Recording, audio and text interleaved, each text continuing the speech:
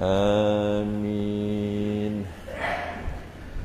أعوذ بالله السميع العليم من الشيطان الرجيم. بسم الله الرحمن الرحيم. الحمد لله رب العالمين. حمدا حامدين، حمدا شاكرين، حمدا نائمين، حمدا صابرين، حمدا مرزوقين، حمدا مقبولين، حمدا كثيرا طيبا مباركا فيه، حمدا يوافي نعمه ويكافئ مزيدا. يا ربنا لك الحمد كما ينبغي لجلال وجهك وعظيم سلطانك. اللهم أمسينا على الفطرة الإسلام وكلمة الإخلاص وعلى دين نبي محمد صلى الله عليه وسلم وعلى ملة أبينا إبراهيم عليه السلام حنيفا مسلما وما كان من المشركين. اللهم اخرجنا من ظلمات الوهم وأكرمنا بنور الفهم وافتح علينا بمعرفة علمي ونور قلوبنا كما نورت الشمس والقمر وسهل لنا أبواب فضلك. ربنا آتنا في الدنيا حسنة وفي الآخرة حسنة وقنا عذاب النار. وصلى الله على سيدنا محمد وعلى آله وصحبه وبارك وسلم والحمد لله رب العالمين. تقبل الله منكم. أعوذ بالله السميع العليم من الشيطان الرجيم. بسم الله الرحمن الرحيم. الحمد لله رب العالمين وبه نستعين على أمور الدنيا والدين. والصلاة والسلام محمد أشرف الأنبياء والمرسلين وعلى آله وصحبه أجمعين. قال الله سبحانه وتعالى أعوذ بالله من الشيطان الرجيم. إنما المؤمنون إذا ذكر الله وجلت قلوبهم وإذا تليت عليهم آياته زادتهم إيمانا وعلى ربهم يتوكلون. صدق الله العظيم. بسم الله الذي لا يضر مع اسمه شيء في الأرض ولا في السماء وهو السميع العليم. بسم الله ما شاء الله لا يسوق الخير إلى الله.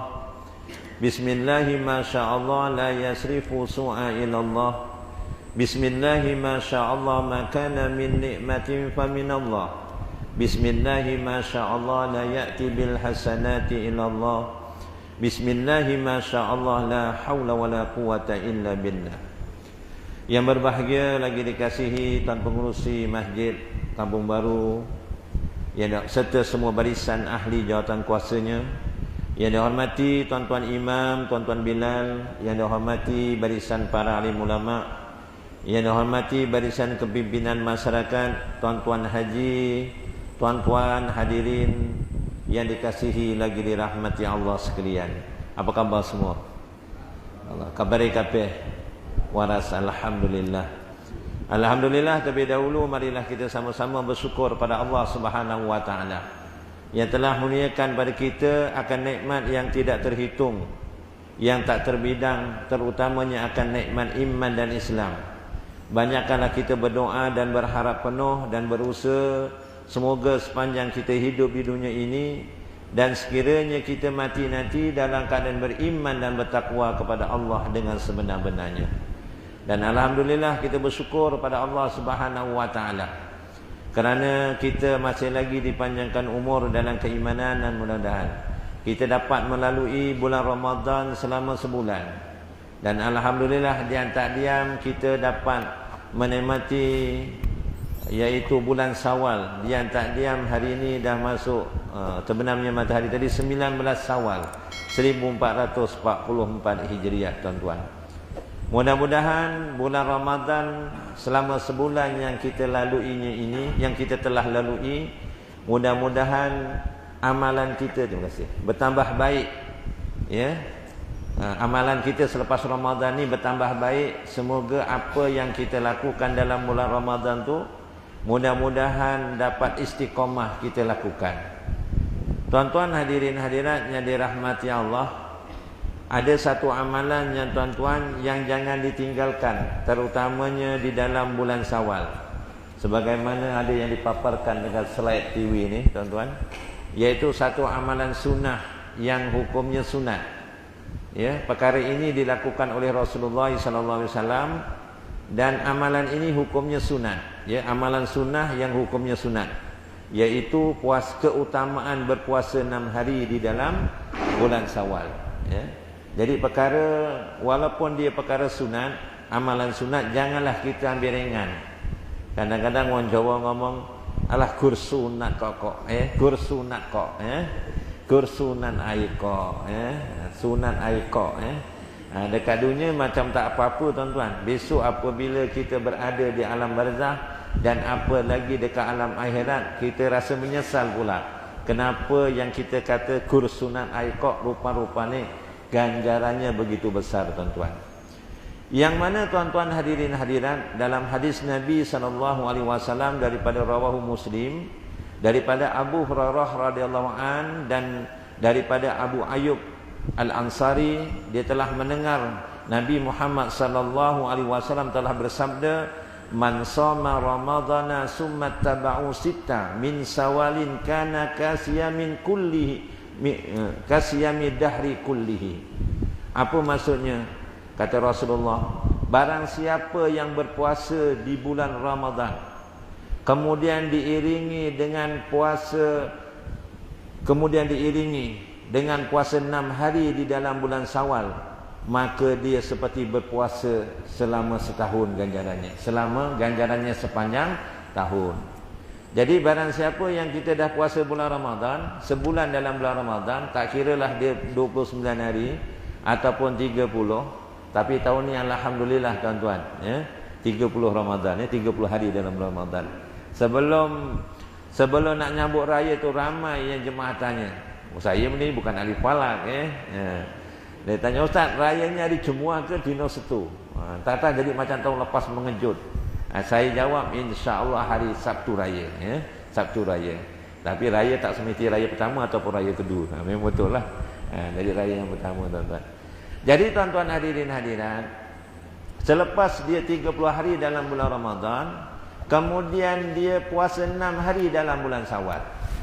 Sebaik-baiknya tuan-tuan, kata ulama muhaqqiqin ni, ulama muhaqqiqin ni maksudnya yang telah mendalami hikmahnya puasa 6 ni, sebaik-baiknya puasa 6 ni dilakukan iaitu 6 hari berturut-turut. Itu yang sebaik-baiknya, tak berpisah-pisah. Ya. Tapi ala kuliah tuan-tuan, jangan masa terawal, ya, masa paling cepat nak buat puasa 6 ni bermula pada 2 Syawal, ya. Jangan mula 1 Syawal. 1 Syawal raya kon mangan ketupat orang mangan, kon mangan lemang yo orang mangan. Mangan kue biskut makmur yo orang mangan. Kenapa orang mangan? Aku puasa dino ki. Ya, raya pertama dipuasa. Raya pertama ni diharamkan berpuasa. Ada 5 hari, 1 hari raya Idul Fitri, 1 hari raya Idul Adha dan 3 hari Tasyrik. Jadi bermulalah pada 2 Syawal. Itu sebaik-baiknya. 2 Syawal kalau boleh berturut-turut, 2, 3, 4, 5, 6, 7. Nek orang Jawa ngomong pitu, bodoh ke pitu, bodoh ketupat. Nek orang Jawa ngomong lah. Jadi tuan-tuan hadirin hadiratnya dirahmati Allah, kerana apa dalam kitab ini? Kerana yang berturut-turut itu lebih mendekatkan hatinya kepada Allah. Dapat mengurangkan, dapat menangkis sifat kelalaiannya dalam melakukan perintah Allah Subhanahu wa ta'ala, tuan-tuan. Itu yang sebaik-baiknya. Tapi walau bagaimanapun, mengikut Syed Ali Al-Jadah berkata, itu yang sebaiknya. Sekiranya tak mampu 6 hari berturut-turut yang saya sebutkan tadi, bolehlah lakukan 6 hari dalam bulan Syawal tersebut. Tak kiralah dia berturut-turut dalam hari yang lain ataupun berpisah-pisah, yang penting cukup 6 hari dalam bulan Syawal. Tapi nak berturut-turut tu mula daripada raya yang kedua, godaknya besar tuan-tuan. Tak ya-ya lah tuan-tuan, tak ya-ya. Tak pergi baraan, tak patut pula. Anak isik cirik-cirik, lungo jugalah. Dari rumah memang puasa tuan-tuan. Raya pertama aja datang rumah pertama, lempeng pula, ya.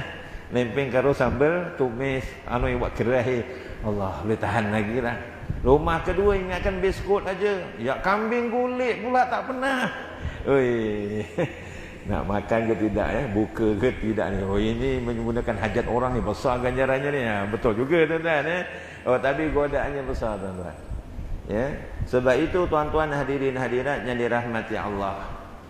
Bab puasa ni bukan perkara yang kelebihannya begitu besar. Kalau tuan-tuan ditanya, ya, apakah kesalahan yang pertama dilakukan oleh manusia?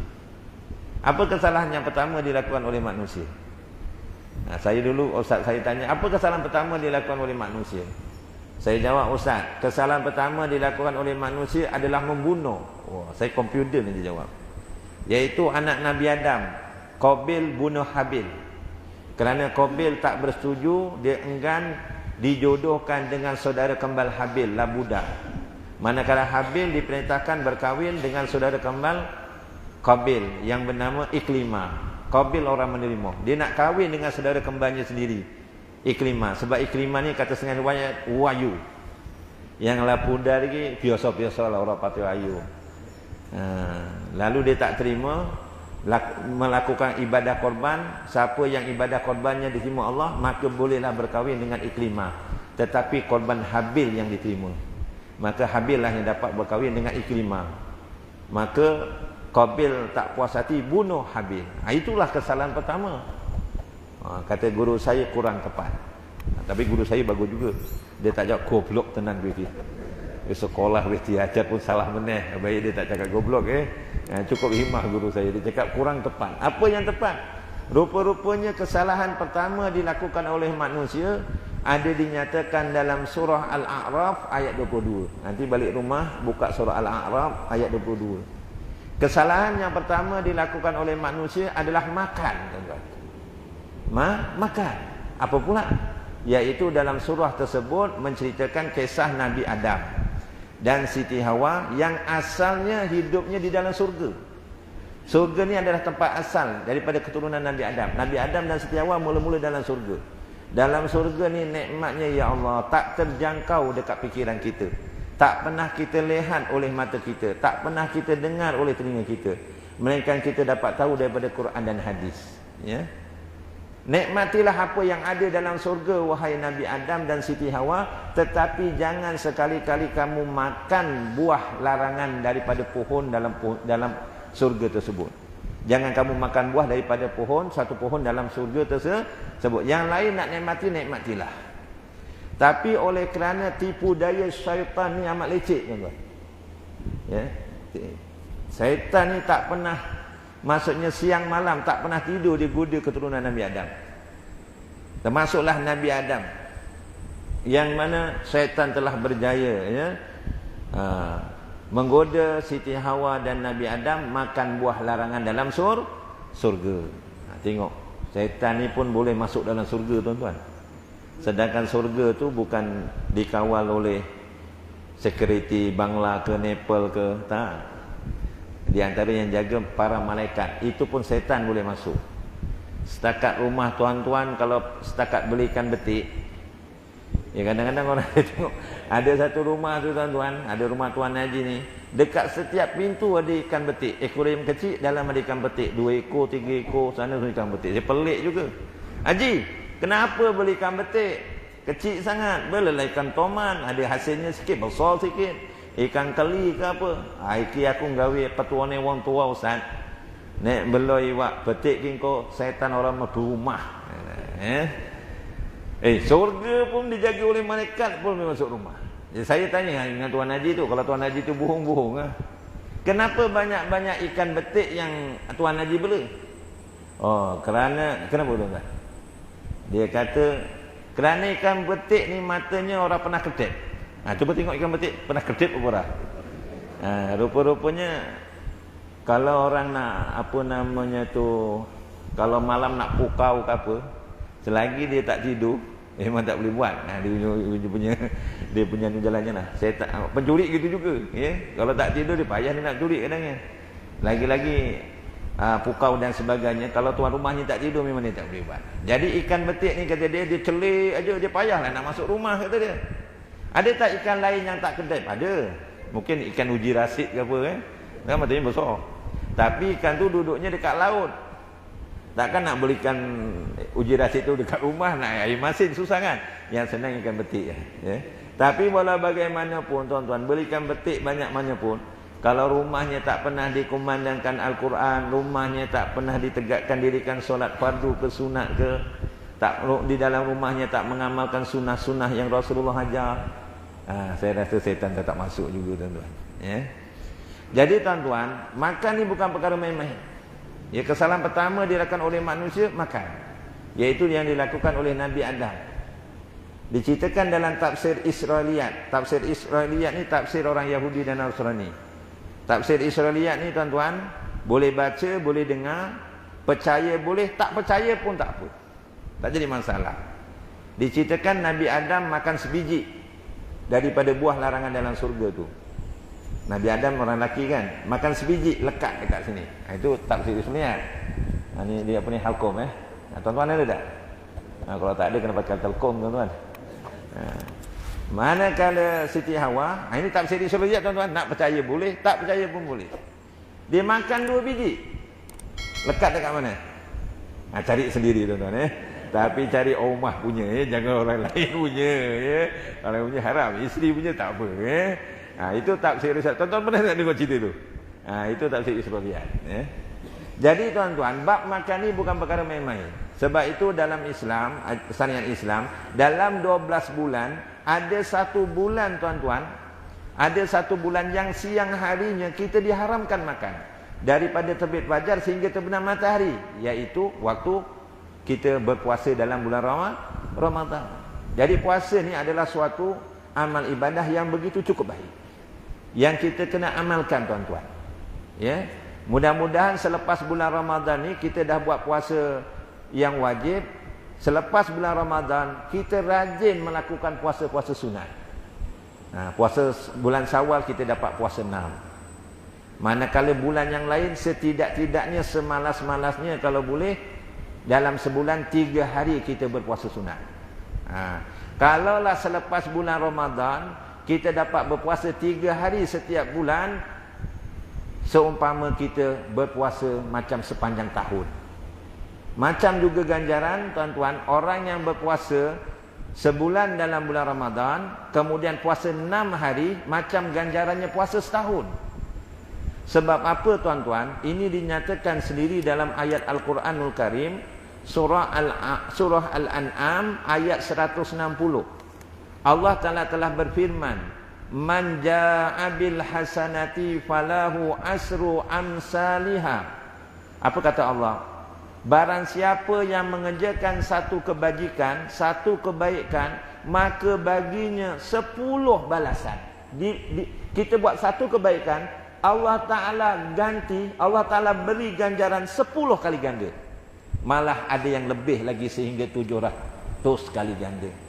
Sebab itu orang yang dapat puasa bulan Ramadan sebulan, kemudian puasa 6 hari dalam bulan Syawal, macam puasa setahun. Para ulama ada yang menghuraikan hadis ini, kenapa macam puasa setahun, ada kaitannya dengan ayat Quran yang saya baca tadi. Bulan Ramadan kita ambil contohnya 30 hari puasa. 1 hari 1 kebaikan kita buat, dibalas dengan 10 kali ganda. 30 hari dalam 10 sama dengan berapa? 300 kebajikan. Kemudian yang 6 hari dalam bulan Syawal, darabkan 10. 6 darab 10 sama dengan 60. 300 tambah 60 sama dengan 360. 360 kebajikan tadi sama dengan 360 hari dalam setahun dalam bulan Hijriah. Tahun Hijriah ya. Tahun Hijriah ni ikut peredaran bulan. Muharram, Safar, Rabiul Awal. Tapi kalau tahun miladi Masihi diikut peredaran matahari. Dia lebih daripada 360 hari. Kalau Hijriah dikira daripada terbenam matahari berubah tarikh. Kita masuk maghrib tadi ni dah 19 Awal. Tapi kalau tarikh miladi masih 12 tengah malam, nanti baru berubah. Jadi ikut peredaran matahari tuan-tuan. Jadi tuan-tuan, 360 sama dengan bilangan hari dalam setahun 360. Sebab tu kata ulama macam ganjaran puasa setahun. Begitu juga kalau kita puasa 3 hari dalam sebulan. Okey. Puasa Ramadan sebulan 30. 12 bulan tolak puasa, 12 bulan taruh bulan Ramadan, ada 11 bulan, betul?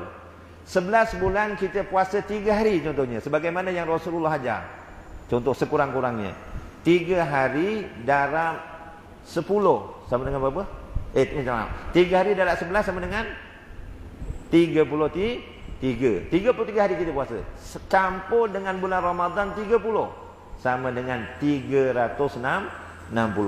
Itu para paling ulama mengkiaskanlah kiraan tersebut. Tapi kita melakukan amal ibadah ni untuk mencari keredaan Allah. Tentang ganjaran dan balasan itu kita serahkanlah kepada Allah Subhanahu wa taala. Itu yang sebaik-baiknya tuan-tuan. Tapi tuan-tuan, kalau kita lihat ya bagaimana kehidupan para sahabat terhadap yakinnya terhadap hadis Nabi dan yakinnya terhadap ayat Al-Quran. Saya nak cerita satu kisah, iaitu menantu Rasulullah, Sayyidina Ali karamallahu wajhah, bersama isterinya anak Rasulullah Siti Fatimah. Begitu yakinnya terhadap ayat Al-Quran, man ja'a bil hasanati falahu asru amsalihah. Barang siapa yang mengerjakan satu kebajikan, maka baginya 10 balasan yang sepadan. Diceritakan tuan-tuan, Sayyidina Ali ni isterinya anak Rasulullah Siti Fatimah. Cerita ini diceritakan oleh Ka'ab Al-Ahbar, seorang ulama, seorang pendeta. Dulunya dia agama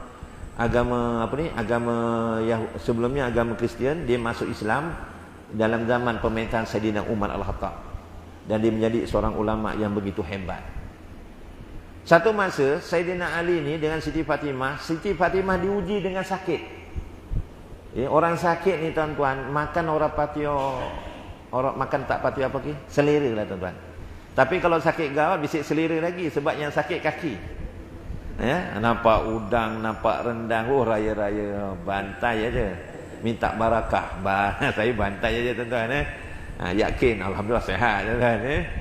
Tapi kalau makan dah was-was tak payah makan dah. Kalau tak yakin makan je tuan. Contohnya kita demam ke apa, mulut kita pahit. Orang sakit ni makan biasa tak selera. Jadi Sayyidina Ali ni tengok isinya Sayyidatina Fatimah makan tak selera, badannya pun makin kurus. Lalu Sayyidina Ali pun tanya pada Sayyidatina Fatimah isinya, wahai isteriku, kowe kok ora doyan mangan, mandak kering ki, tapi tak cakap jauh lah tuan-tuan. Kok mandak kering, kepengin arep mangan apa? Ni para suami ni tuan-tuan, pernah tak tanya kalau isinya sakit nak makan apa? Pernah? Pernah lah cakap. Kalau pernah tu boleh lah tambah lagi, kalau tak pernah tak payah. Nak makan apa yang kok kaya ora doyan mangan? Tuku soto gelem. Mi Bandung gelem, ibaratnya kaya ngono lah. Tawani ngono. Tapi kata Siti Fatimah, wahai suamiku, wahai Sayyidina Ali, saya kepingin nak makan buah hurman, nak makan buah delima. Kita tuan-tuan kalau tanya rumah, kamu nak kepingin makan apa? Wis wi orang pirang dino ora pati selera mangan. Kowe meriangnya arep mangan apa ya? Arep makan buah mangga. Kan? Kita jikok dompet terus tuku. Pasal duitnya ada, betul? Sawit pun orang tek-tek dipangan, betul? Sawit memang orang tek dipangan. Siapa orang makan sawit tadi? Ini kelaku. Jadi tuan-tuan, Sayyidina Ali ni tuan-tuan nak beli sebiji hurman tak ada duit tuan-tuan. Dia kesian pada isterinya, dia berfikir, oh dia ada sahabat dekat pasar. Dia nak jumpa dengan sahabatnya, nak hutang 1 dirham, nak beli buah delima, keinginan isterinya. Dia pergi ke pasar, jumpa kawannya, dia nak hutang 1 dirham. Akhirnya kawannya, sahabatnya bagi, dia beli buah delima 1 biji. Daripada pasar nak bawa balik, tiba-tiba dalam perjalanan tersebut ada gelandangan. Ibaratnya gelandangan lah. Maksudnya peminta sedekah dalam keadaan yang begitu lemah, yang begitu kelaparan, tak ada orang peduli nak membantunya. Dia nampak Sayyidina Ali nyekel sebiji hurman, peminta sedekah ni, wahai Ali, Aku dah berapa hari tak makan, jaluk Siti buah derimanya. Agak-agak tuan-tuan nak bagi ke kalau tuan? Kalau kita macam Saidina Ali tadi tu, aku dewek susah. Wong rumah aku kepingin buah delima dak ono duit. Aku nyilih karo kancaku ning pasar, gol sebiji kowe penak-penak arek njaluk. Iso ora golek dhewe lah ke. Nah, itu mungkin saya tuan-tuan. Tapi Saidina Ali tuan-tuan, dia teringat ayat Quran apa? Bismillahirrahmanirrahim. Ini tuan-tuan selalu baca ayat ni. Wa ammas-sa'ila fala tanhar, iaitu surah Duha. Adapun orang yang meminta-minta, janganlah engkau herdik. Tapi macam percakapan saya herdik tadi. Herdik dah tak bagi, malas golek duit lah kono, aku bersusah. Kan? Tapi Saidina Ali dia dengar ayat, dia ingat ayat Quran ni, buah delima yang sebiji itu dibelah jadi dua, yang sebelah dibagi peminta sedekah, yang sebelah lagi nak bawa balik bagi pada Sayyidatina Fatimah. Tuan-tuan, dengan keberkatan sedekah tu, apabila dibagi separuh dengan peminta sedekah tadi, Sayyidatina Fatimah yang loro ning rumah kok mari. Terus mari dengan keizinan Allah, kemudian wis ora kepengin meneh arep mangan buah delima. Dan peminta sedekah tadi makan buah delima telop-telop pula. Selera apa? Dia pun bertenaga. Tengok dengan keberkatan bersedekah. Sebab itu di antara penawar penyakit ni kata Rasulullah, dawu mardakum bisadaqatin. Ya, ubatilah penyakit kamu dengan bersedekah. Jadi yang darah tinggi ke, ada penyakit 3 serangkai ke, janganlah tak jumpa doktor terus, tak ambil ubat ditinggalkan, ambil sedekah terus. Kau yakin betul tak apa. Kalau tak yakin, dua-dua buat. Makan ubat ya ubat, bersedekah ya bersedekah. Di antara waktu doa yang mustajab selepas bersedekah. Lagi-lagi sedekah pada waktu subuh. Kalau boleh sebelum habis masuk waktu subuh, sebelum habis waktu subuh tu waktu terbaik sedekah. Masuk tabung masjid. RM10 contohnya lah kalau RM10. Dengan keberkatan aku bersedekah ni, ya Allah sembuhkanlah penyakit gawat aku. Contoh. Mudah-mudahan itu sebagai penawar juga. Tuan-tuan, ringkaskan cerita. Sekali dah balik beri salam, kok Fatimah iso nyambut Sayyidina Ali. Aku wis mari bang, wis mari. Aku wis ora kemengen buah delima. Sayyidina Ali, aku minta maaf ya. Buah delima ni garek separuh. Mau dalam perjalanan ada peminta sedekah, abang bagi separuh. Tak apa bang, tak apa. Mungkin dengan keberkatan abang bersedekah tadi kita jadi sehat. Tak lama kemudian tuan-tuan, wis balik ngono, yalah bojone wis mari, kok Salman Al-Farsi datang. Salman Al-Farsi ni sahabat Nabi datang, kok gawa bekas iki ditutupi ngono lah. Berarti ki gawa apa wahai Salman? Aku ni gawa Rasulullah. Kon gawa ki ngai riko, tapi tak jauh lah. Ngai kamu, kasih kamu wahai Sayyidina Ali. Sekali dibuka Sayyidina Ali tutup iki, jerone kok ana 9 biji buah delima. Tengok, dengan keberkatan sedekah 1 biji, bukan sebiji, sebelah je lah, kira sebiji lah. Dengan rumahnya pun sedekah juga, dengan ahli keluarga, dengan orang luar, dengan peminta sedekah bersedekah. Kira dia bersedekah sebiji buah hurman. Tak lama kemudian Rasulullah utus Salman Al-Farsi bawa 1 bekas buah hurman. Sekali dibuka 9 biji buah hurman, buah delima. Ya Allah, kalau kita dapat 9 biji, nak beli pun sebiji utang, agak-agak gembira tak? Alhamdulillah, Masya Allah, syukur, Alhamdulillah, 9 biji, Alhamdulillah, mening-mening. Kan gitu-gitu ya. Tapi Sayyidina Osman dia kata apa? Wahai Salman, kenapa cuma 9? Kenapa cuma 9? Kenapa tak 10? Lalu Salman Al-Farsi ni sahabat Nabi ketawa. Ingatkan kamu tak sadar. Yang sebiji disimpan dekat lengannya. Kemudian Sayyidina Ali tanya, barulah dia keluarkan masuk dekat bekas tu. Kenapa? Sebab Sayyidina Ali teringat ayat Quran ni, man jaa bil hasanati falahu asru amsalihha. Barang siapa yang mengerjakan 1 kebaikan, Allah Taala ganti dengan 10 kebaikan, 10 ganjaran. Dia 1 hurman, 1 biji 5, patutnya dapat 10. Kenapa 9? Rupanya betul disimpan 1 tu tuan-tuan. Tengok yakinnya ya sahabat Nabi terhadap ayat Al-Quran. Kita jangan ragu-ragu terhadap Al-Quran, tuan-tuan. Begitu juga hadis ya. Kena yakin, tuan-tuan. Jadi tuan-tuan kadang-kadang apa ya ana wong semua. Apa ya to Ustaz? Puasa sebulan, kemudian 6 dino bulan Syawal, ganjarnya kok kaya puasa setahun. Apa ya? Wah, hadisnya gitu. Puasa 4 rakaat selepas sembahyang Isya, ganjarannya seperti dapat malam Lailatul Qadar. Apa ya to?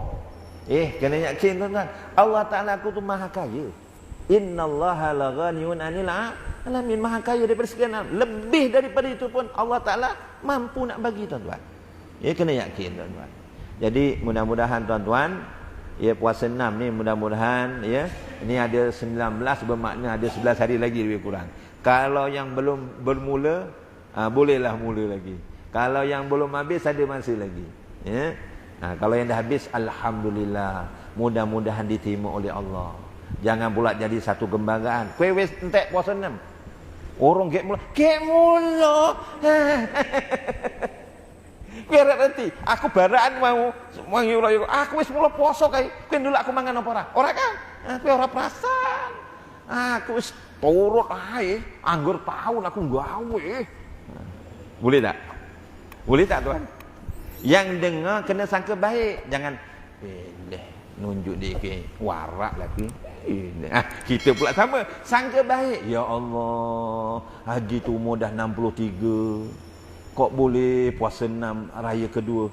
Yang aku ni umur 36, sebaliknya tak mula lagi, ya Allah. Macam tu. Sangka baik aje. Dia tu terpulang lah nak cakap macam tu, terpulang lah. Mungkin dia motivate kita. Sangka baik aje, tuan-tuan. Tapi elakkanlah daripada cakap macam tu. Takut nanti pula ada riak pula. Okey, tuan-tuan, itu sebagai mukadimahnya saja. Hari ini, tuan-tuan, hadirin hadirat yang dirahmati Allah, masih kita bulan Syawal ni, saya nak menyentuh adab-adab bertandang ke rumah orang. Adab-adab kita ziarah yang kadang-kadang kita ambil ringan. Pertamanya, tuan-tuan, apabila kita bertandang ke rumah orang, jangan lupa kita beri salam. Jangan lupa kita beri salam. Kadang-kadang ialah walaupun baraan marhaban, naik motor,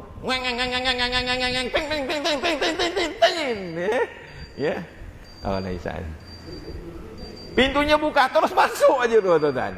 Itu tidak boleh, tuan-tuan. Ini azan dulu, nanti kita sambung lagi.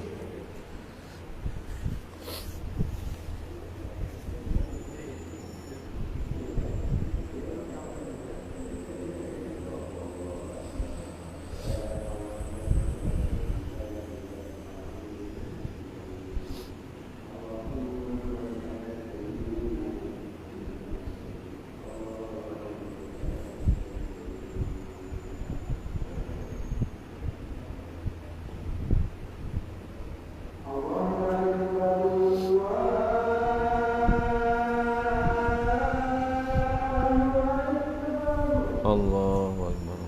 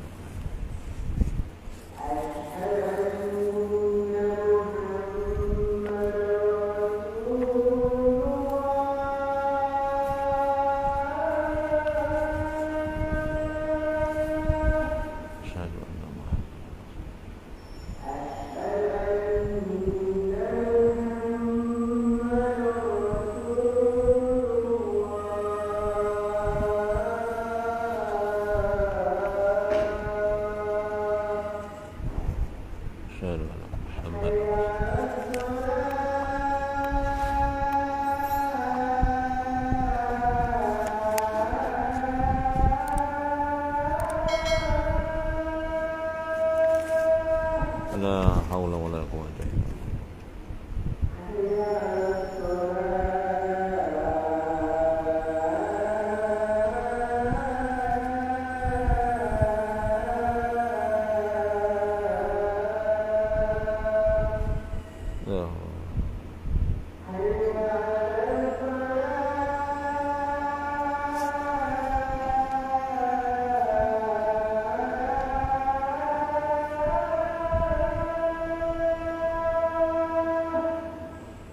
La haula wala quwwata illa billah.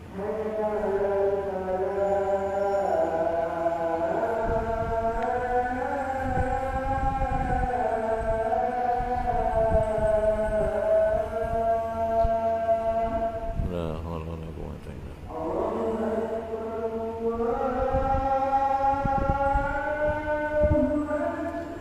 Allahu akbar, Allahu akbar.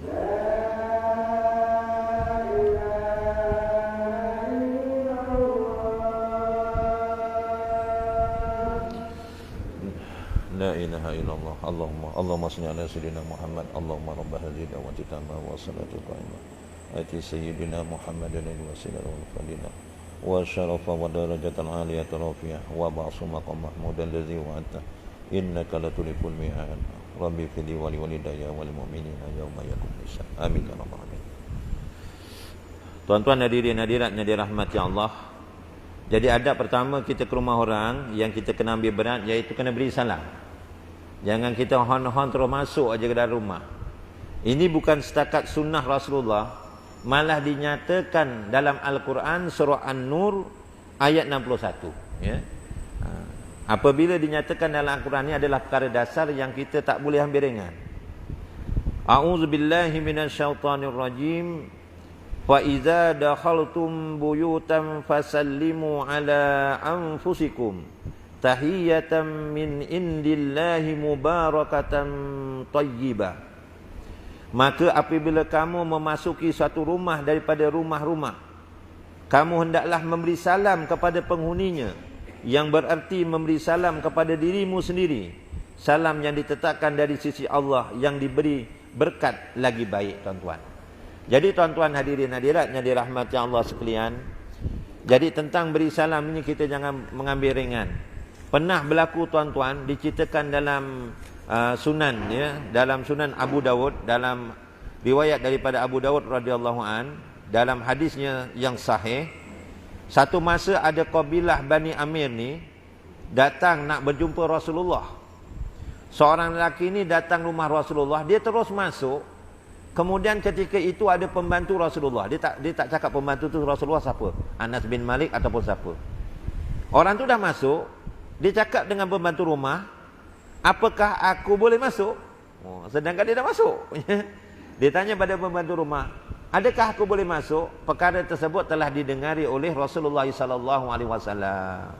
Lalu Rasulullah pun berkata kepada pembantunya itu, ukhruj ila hadza fa'allimhul istizan faqul lahu kul assalamu alaikum adkhulu. Ya. Apa kata Rasulullah? Temuilah orang tersebut, dia cakap pada pembantunya, jumpalah orang tersebut, ajarkanlah kepadanya tata cara meminta izin, ya, katakan kepadanya ucapan assalamualaikum, kemudian boleh tak saya masuk? Rasulullah bagi tahu pada pembantu tu, ajarkan orang Bani tersebut, orang lelaki tersebut nak masuk rumah orang, beri salam dan minta izin masuk. Maksudnya tuan-tuan, Rasulullah tak suka orang masuk rumah tanpa beri salam dan minta izin. Jadi kita beri salam ni, berapa banyak kali kita beri salam? Iaitu paling banyak tuan-tuan diajarkan oleh Rasulullah 3 kali kita pergi rumah orang beri salam. Kita pergi rumah orang nak beraya, Assalamualaikum. Ya, biasa kita kali pertama tak kuat, kali kedua kuat sikit bol dia. Ya, itu tak jadi masalah lah. Assalamualaikum warahmatullahi. Tak dengar lagi. Kali ketiga ni, Assalamualaikum warahmatullahi wabarakatuh. Dah kira nak pendek nak baca terpulang lah. Kok tak dengar lagi? Start motor balik. Jangan dah 3 kali wongin di tu. Sekodeng pula. Tengok celah-celah tingkap. Tengok celah-celah lubang, wong ngono apa ora kok. Assalamualaikum. 3 kali tak ada balik tuan-tuan. Jangan kita sekodeng pula mengendam. Rasulullah diceritakan oleh para sahabat, Rasulullah ketuk pintu ataupun ketuk rumah orang dengan tidak mengganggu tuan rumah. Dia ketuk macam mana diceritakan oleh sahabat, Rasulullah ketuk dengan kuku. Dengar tuan-tuan? Dengar tapi orang banter. Dengar? Kalau saya, pam. Kapuk kuat 2 kali, kalau lagi kuat 3 kali, tumbuk, bum. Jangan. Rasulullah ketuk dengan kuku. Jangan kali-kali kita mengendam. Kalau mengerak kata Rasulullah, ada orang dap kita baling dengan batu yang kecil kena mata dia pun tak berdosa. Mengendap dekat bilik air, Assalamualaikum, macam ada orang mandi, dia endap. Jolok dengan bergigi, tak salah tuan-tuan, tak berdosa. Jangan mengendap-endap. Satu lagi tuan-tuan hadirin hadirat yang dirahmati Allah, kadang-kadang kita beri salam terus masuk rumah. Assalamualaikum, Waalaikumsalam warahmatullahi. Terus masuk. Belum. Dia jawab salam, dia belum izinkan masuk. Jangan masuk dulu. Kalau dia diam aja, boleh saya masuk? Dia diam lagi 3 kali je. Boleh saya masuk? Diam lagi 3 kali. Izinkan saya masuk? Diam aja. Minta maaf ya, saya balik dulu ya. Gitu. Jangan dah tak izinkan masuk gitu. Ngata yang bukan-bukan. Lokek tenan ya. Amin amin ya Allah. Ni omahe gede ngono ya do apa? Banglo ini cuma banglo bang. Banglo bang nanti. Lokek banget orang kayak masuk. Kita jangan sangka buruk. Itu rumah dia lah. Terpulanglah dia nak bagi masuk atau tidak. Bukan dewan orang ramai kau nak masuk-masuk. Ini rumah dia. Dia mungkin sebab dia tak bagi masuk. 3 kali dia minta izin. Dia diam aja tak pernah masuk. Balik tuan-tuan, jangan masuk. Mungkin tengah kita datang dia bergaduh dengan isteri. Tengah bergaduh dengan isteri. Abang pagi tadi nak pengat. Kau kenapa masak kolak? Pengat dengan kolak sama tak? Pengat ada santan. Kalau saya, pak saya, kolak dia bening aja. Abang suruh masak pengat, kau masak kolak. Bodoh. Kau kata aku bodoh bang ya. Tengah bergaduh-gaduh gitu, ada orang beri salam. Sebab tu dia tak benarkan masuk. Hati tengah tak sedap nak meradang. Kan? Mungkin ada sebabnya. Mungkin dia tak benarkan masuk, rumahnya tak besar. Ada mungkin orang tidur dekat ruang tamu tu dia. Mungkin ada sebabnya. Jadi kita kena sangka baik. Kena sangka baik. Dan Rasulullah SAW mengajarkan kita, kalau kita beri salam, elakkan mata kita pandang pada pintu utama. Wah, kita kadang-kadang kalau pintu lagi besar ni, pintu sliding kita tengok.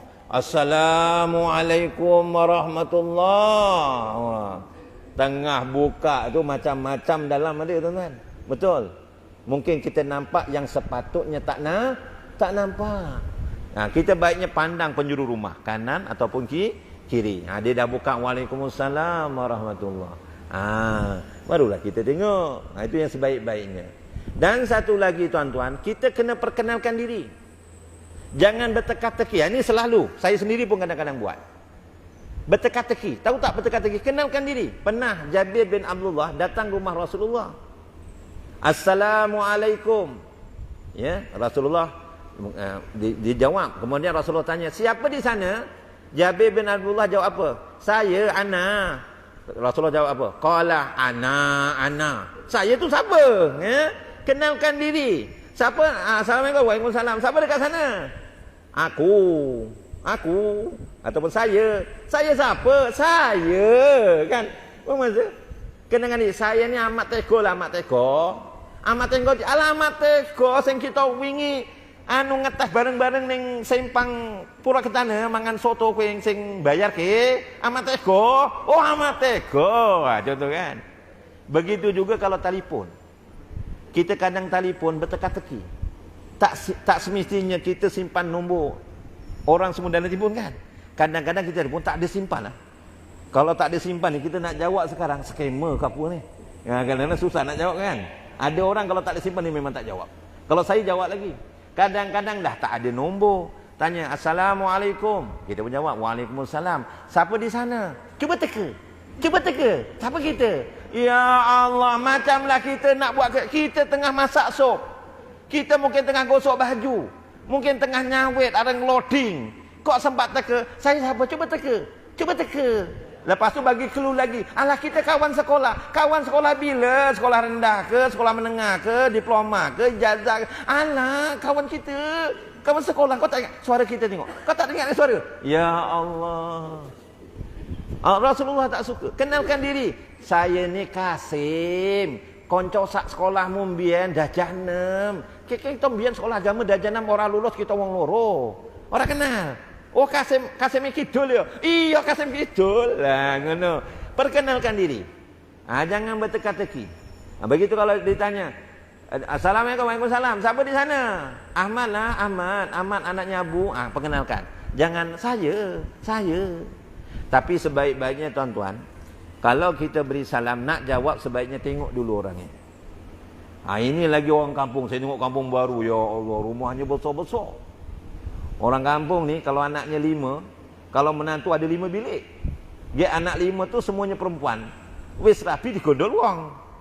Rumah sak geden-geden ni 120 kaki, lebarnya 40, cuma berdua. Kan? Kita duduk kat dapur, orang beri salam kat depan. Assalamualaikum. Kita jawab, Waalaikumsalam. Masuk, rumah tak kunci. Padahal yang datang tu tah maling dah apa. Main masuk ni tuan-tuan. Ya, sebaiknya tengok dulu. Tengok dulu baru kita jawab. Jangan izinkan masuk tanpa siapa yang masuk. Pernah berlaku tuan-tuan. Rupa-rupanya masuk perompak. Pernah berlaku. Kena hati-hati. Lagi satu tuan-tuan hadirin hadirat yang dirahmati Allah. Ya. Apabila kita beri salam ni, Imam Mawardi ada menceritakan dalam kitabnya Al-Hawa, ucapan salam tu yang minimum hendaklah didengari orang yang kita nak beri salam. Baru dapat sunnahnya. Dan kita menjawab salam tu wajib ya. Memberi salam sunat, jawabnya tu wajib. Gugur kewajipannya itu, lepas wajib itu, kalau dia menjawab salam didengari oleh orang yang memberi salam. Assalamualaikum. Menang ayo aku jawab nurati lah. Kowe budek. Dengan orang budik lah. Dia kalau jawab tak didengari orang yang beri salam, belum gugur akan kewajipannya. Habis nek wong yang pekak ustaz. Wong yang pekak tu lain cerita lah tuan-tuan. Kalau nak pekak nak dengar macam mana ya. Jadi kalau orang beri salam kita jawab yang dituntut, baru gugur kewajipannya. Kita jawab salam tu Waalaikumsalam warahmatullahi wabarakatuh. Jawapan kita kalau boleh lebih baik daripada yang beri salam tu didengari oleh orang yang memberi salam. Kalau kita tak mendengar, tak didengari, bukan setakat tak dapat pahala sunnahnya, ya, malah belum gugur kewajipannya, takut nanti mendatangkan fitnah. Fitnah apa? Sombongnya baru nggo kereta EX19, bisa orang jawab salam, kan? Jadi macam-macam. Jadi kalau kita beri salam, jawab dia dengar, maka dia memuaskan, ya. Orang yang memberi salam. Dan satu lagi tuan-tuan diingatkan, ada 3 masa tuan-tuan, elakkan kita datang ke rumah orang. Ya. Ini tuan-tuan hadirin hadirat yang dirahmati Allah. 3 masa ni dinyatakan dalam surah An-Nur ayat 58 dan 59. Elakkan 3 masa. Bukan setakat pada orang nak datang rumah. Kalau kita ada anak yang belum akil balik, ya, anak-anak kita masih kecil, nak masuk bilik mak bapak ni, 3 masa ni kena ajarkan beri salam, minta izin. Lagi budak-budak yang mula akil balik ni, kena ajarkan dia nak masuk bilik mak, bilik ayah 3 waktu ni, kena beri salam, minta izin dulu dengan mak ayah. Jangan main masuk aja. Cantiknya ajaran Islam tuan-tuan. Dinyatakan dalam surah An-Nur ayat 58 dan 59. 3 masa tersebut tuan-tuan, elakkan bertandang rumah orang sebelum subuh. Datang rumah orang pukul 5 pagi, 4:30 pagi. Assalamualaikum. Waalaikumsalam warahmatullahi wabarakatuh. Ada apa nak beraya? 4:30 pagi datang rumah lain. Contohlah, tapi taklah berlaku, jarang tu. Ayat kelang kabul lah lepas subuh orang berehat. Itu yang kadang-kadang keluar, suaminya kain batik, isinya pakai kain pelekat. Ada saya pernah tuan-tuan, orang ni orang ni gemuruh tuan-tuan. Balaan hari raya, ada yang balaan raya dia berucap. Jadi tuan rumah kena berucap, dia gemuruh. Saya cakap tak payah berucap, nanti makan masa panjang, jamak aja. Cakap ni yang Pak Imam ke rumah ketua tu, dia nak buat juga ya, konoh. Weh tak nak tadi. Ada satu rumah tu, dia gemuruh. Saya tak sebut nama tuan-tuan dia lipat kain, cakap lagi lipat kain, cakap lagi lipat kain. Akhirnya sampai dia nak habis kain tu dilipat tuan-tuan. Ini cerita betul tuan-tuan. Dia tak salah. Apa? Makanlah. Aku bukan suruh nak makan aja. Kain. Saya tunjuk ni baru dia. Oh, sana teruskan balik ya. Kan itu cerita betul tuan-tuan. Dia gemuruh. Dia kainnya dia macam longgar. Dia kalau badan gemuk kan pakai itu longgar. Dia musing ni. Pusing lagi. Dan sampai ini cerita betul tuan-tuan ya. Jadi elakkan yang betul. Sebelum subuh. Jadi kalau kita datang rumah nak pergi musafir, kadang-kadang orang musafir ni suka tengah malam. Kalau pergi pukul 8, memang disangka datang rumah dia pukul 4 pagi kalau boleh elakkan tuan-tuan. Kalau nak pagi biar tengah-tengah malam betul. Pukul 12 tengah malam. Jadi kalau sampai besok lepas subuh, okey lagi kan tuan-tuan. Elakkan kalau boleh datang rumah sebelum subuh. Yang kedua yang dilarang iaitu waktu tengah hari. Waktu tengah hari teng betul. 12.40 pukul 1 dah datang rumah orang. Assalamualaikum. Waalaikumsalam. Rumah tu tengah makan. Wah, langkah kanan gitu ya. Memanglah langkah kanan. Kau datang tengah hari. Memang orang time makan. Dia datang. Memanglah langkah kanan tuan-tuan. Langkah kanan. Memanglah langkah kanan kau datang tengah hari. Mana tak langkah kanan? Elakkan. Sebab tu kalau nak pergi jemputan ni kadang-kadang pun saya terbabah juga tuan-tuan. Elakkanlah pergi jemputan tu daripada waktu zuhur betul.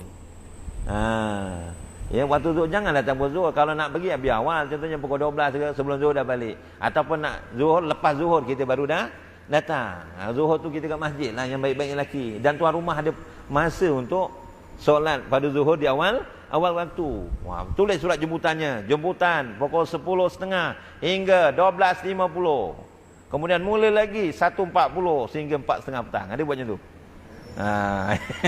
Kalau buat macam tu bagus juga tuan-tuan ya. Kadang-kadang sanggup tinggalkan sembahyang zuhur. Kenapa kotor? Engkau keroe, kau Melayu, engkau keroe. InsyaAllah tak Melayu lah tuan-tuan. Keroknya Melayu. Ya, elakkan tengah hari. Nombor 3, elakkan datang rumah orang lepas isyak dalam Quran. Wah, ni lepas isyak ni. Melainkan tuan-tuan kalau memang dijemput oleh tuan rumah ataupun kita minta izin dulu. Tuan rumah jemput. Nanti pukul 9.30 lepas isyak datang rumah saya ya. Saya ada buat majlis hari raya, jemput datang. Itu tak jadi masalah. Kalaupun tak ada jemputan, kita nak datang juga, beri telefon dulu. Sekarang lagi canggih tuan-tuan. Ada handphone kan? Lagi canggih sekarang handphone dalam kocek boleh cakap. Saya dah banyak kali kena tuan-tuan. Ingatkan dia cakap dengan saya. Assalamualaikum, saya jawab Waalaikumsalam.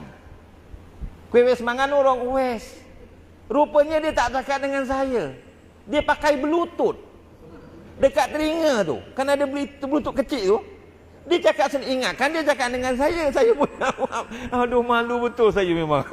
Rupanya dia cakap kat telefon. Telefonnya dalam kocek di gulung bluetooth tu kat dalam tu. Jadi kalau kita nak datang lepas isyak, kita telefon. Assalamualaikum Tuan Haji, Tuan Haji Abu.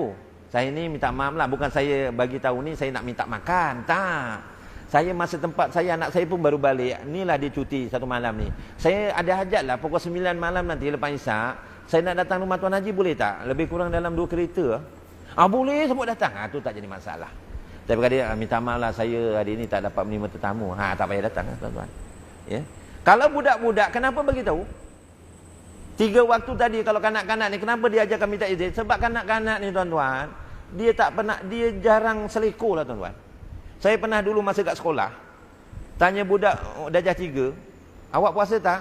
Tak puasa ustaz. Kenapa tak puasa? Mak ayah saya pun tak puasa. Saya tanya awak lah, saya tak tanya mak ayah awak. Dia jawab saya tak puasa. Mak ayah saya tak puasa ustaz, saya tak puasa. Budak ni jujur, dia jarang bohong budak ni. Bayangkan tuan-tuan, dia tengah hari masuk di rumah kita. Masuk bilik mak bapak. Entah mak bapak, minta maaf lah. Mak bapak tengah hari buat aktiviti bebas. Faham ya? Jangan tanya aktiviti bebas tu apa. Cuti-cuti. Buat aktiviti bebas. Anak kita pulang balik tengok masuk. Apa mak aku buat ni? Ayah aku tumpuk-tumpuk ni apa benda? Ha. Dia tak layan. Aku gitu. Anaknya mengeluar. Dia boring pergi jiran sebelah. Jiran sebelah pula. Kenapa kau monyok aja mak ayah kamu mana? Ada dalam rumah. Lah kenapa keluar? Apa mak ayah kamu buat? Mak ayah tadi tak tahu dia gaduh tumpuk. Ha. Dia cerita dengan jiran sebelah. Apa jadi? Ha, tapi kalau anak tu masuk, Assalamualaikum. Mama. Wah, dia cepat betulkan diri kan. Dah macam biasa. Jemput masuklah nak. Tengok. Cantiknya ajaran Islam, syariat Islam ya, dalam menjaga adab-adab ya, untuk melayan tetamu. Dan tuan-tuan, sebagai akhirnya tuan-tuan, selepas kita menziarahi orang, kalau boleh tuan-tuan, kita ziarah orang ni, orang-orang dulu selalu ngamal. Kita kalau bertandang rumah orang, kalau boleh kita bawa hadiah. Ya, walaupun sekilo beras pula. Sekilo gula ke tepung, buk roti apa ke? Roti bun ke? Roti bun biskut mayit pun tak apalah tuan-tuan. Rupanya ada hikmahnya tuan. Mungkin kita pergi datang rumah orang tu, rumah tu memang tengah tak ada apa-apa, gula nentek. Yo, tak ada panganan apa-apa. Gok kita nggawa. Ya Allah, ya dia suka digawe ke, tapi nek dok ana apa-apa gek tetamu ni teko. Kok wedang jarangnya izin kan? Kita dah menolong dia juga tuan-tuan. Lagi satu menggembirakan dia. Satu lagi tetamu pula tuan-tuan. Apabila dah datang rumah orang, contohnya beraya dah apa, kita dah melantak air cincau dia, air longan dia, kita dah melantak kek raya duit, kek raya rempeyek dia. Kalau disediakan makan lagi dan sebagainya tuan-tuan, jangan lupa kita doakan ya. Jangan lupa kita doakan tuan rumah tu. Apa doanya? Minta tolong bagikan ni tuan-tuan. Boleh tolong bagi kan? Baca doa ini untuk tuan rumah ya. Allahumma barik lahum ya, fima razaqtahum waghfir lahum warhamhum. Macam doa Allahumma fil lahum warhamhum wa'afihim wa'afalhum. Aku urung matilah ya. Itu doa tahlil. Tapi tak jadi masalah tuan-tuan, doa tu kalau kita fahami ya. Baca doa ni ya kita tuan-tuan, kita dah berziarah, Rasulullah pernah datang rumah sahabat minta doa, Rasulullah baca ni, Allahumma barik lahum fi ma razaqtahum waghfir lahum warhamhum. Ya Allah, berkatilah apa yang Engkau berikan rezeki pada mereka dan ampunilah mereka serta rahmatilah mereka. Ini doanya tuan-tuan. Dan satu lagi tuan-tuan, cukup tak? Kalau tak cukup ni ada lagi. Kalau kita makan rumah orang, jangan sekali-kali kita mencerca. Contohnya kita pergi beraya dekat rumah kawan kita Kota Tinggi. Datang tengah hari, cuma disediakan roti jala je. Teko ada kok ke roti jala. Wis luwe tenang. Apalah sawete oke explore ke roti jala. Jangan. Kalau makan tu sedap tak sedap, jangan kita menghina. Rasulullah sebab itu suruh kita baca doa apa tuan-tuan? Baca doa apa tuan-tuan hadirin hadirat? Baca doa Allahumma barik lana fihi wa at'imna khairam minhu. Allahumma barik lana fihi wa at'imna khairam minhu. Ya Allah, ya Tuhanku, berkatilah kami padanya dan berikanlah kami makanan yang lebih baik. Ya. Allahumma alhamdulillahillazi at'amana wa saqana wa jalana muslimin pun bagus ya. Ini di antara doanya lepas makan kita baca Allahumma barik lana fihi wa at'imna khairan minhu. Ya Allah, berkatilah kami padanya dan berikanlah kami makanan yang lebih baik. Tengah hari pergi rumah Kota Tinggi di kawan, dapat makan apa? Roti jala. Doa kita dimakbulkan oleh Allah. Lepas tu kita pergi beraya dekat Bukit Wahab, pukul 4 dapat makan nasi biryani gam. Tak mustahil. Ya, sebab kita berdoa. Satu lagi, kalau kita minum susu. Susu ni adalah minuman kegemaran Rasulullah. Kita baca doa selepas kita minum susu, Allahumma barik lana fihi wa zidna minhu. Ini doa yang diajarkan oleh Rasulullah selepas kita minum susu. Ya Allah, berkatilah kami padanya dan tambahkanlah untuk kami daripadanya. Dan ada satu amalan tuan-tuan yang guru saya ajar, Datuk Haji Kiai Suhaili, dan saya jazakan pada tuan-tuan. Semoga tuan-tuan dapat mengamalkannya. Kalau boleh kita lepas makan, ya. Baca suratul Quraisy, ya. Bismillahirrahmanirrahim. Liila fi Quraisy ila fihim rihlatas sita'i was-saif falyabudu rabb hadzal bait allazi at'amahum min ju' wa amanahum min khauf. Lepas makan aja, macam saya umur 49 tahun ni, berapa kali baca suratul Quraisy lepas makan. Allazi at'amahum min ju', ya. Allah Taala yang memberi makanan untuk menghilangkan kelaparan, ya. Wa amanahum min khauf, yang memberi keamanan daripada ketakutan. Insyaallah tuan-tuan, dengan berkat kita membaca surah Quraisy ni lepas makan, kita makan ini dijauhkan daripada penyakit yang nampak maupun yang tak nampak. Ya, sebab tu kadang-kadang orang makan ni bukan jadi sihat, kadang-kadang jadi penyakit, ya. Sebab tu kita makan minta keberkatan. Ya, minta keberkatan, jangan minta penyakit. Jangan makan ni, nanti darah tinggi lah ni, santan ni, banyak santan ni. Minta penyakit mula-mula tuan-tuan. Kalau nak ikutkan semua macam tak boleh makan tuan-tuan. Umur-umur dah macam 40 lebih, 50 lebih ni, lagi-lagi ada penyakit kau. Ini tak makan ni, kacang tak boleh. Wah, ini sebab ini tak boleh, ni babat tak boleh ni. Nak tak boleh, semua tak boleh tuan-tuan. Nak makan, minta keberkatan tuan-tuan, ya. Baca suratul Quraisy insya-Allah, ya. Aku wis baca kok lara juga ustaz.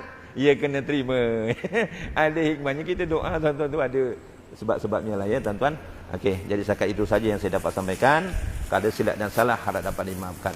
A'udzubillahi minasyaitonirrajim. Bismillahirrahmanirrahim. Alhamdulillahirabbil alamin wassalatu wassalamu Muhammadin asrafil anbiya'i wal mursalin wa ala alihi wa sahbihi ajmain.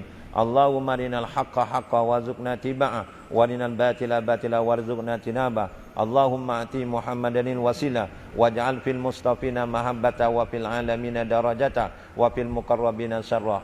Rabbana atina fid dunya hasanah wa fil akhirati hasanah wa qina azabannar. Wa sallallahu ala sayyidina Muhammad wa ala alihi wa sahbihi wa baraka wa salam.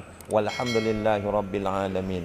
Subhanakallahumma wa bihamdika asyhadu an la ilaha illa anta wa astaghfiruka wa atubu ilaik. Bismillahirrahmanirrahim. Wal as innal insana lafi husr illa alladzina amanu wa amilus solihat wa tawasaw bil haqq wa tawasaw bis sabr. Sadaqallahul azim. Dan ini saya sudahi dengan wabillahi taufiq wal hidayah. Wassalamualaikum warahmatullahi wabarakatuh.